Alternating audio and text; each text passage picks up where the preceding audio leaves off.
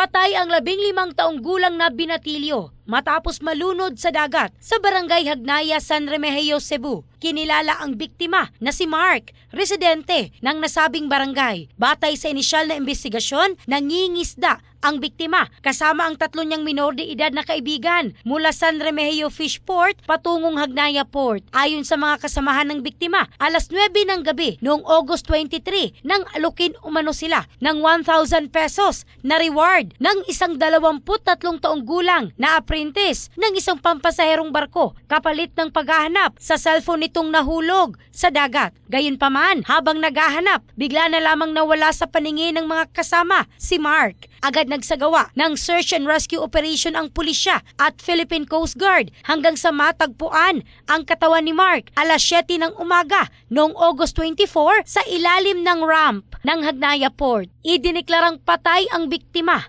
habang nagpapatuloy ang investigasyon. In the heart of changing lives, ako si Michelle Craste ng Brigada News Philippines, the Music and News Authority.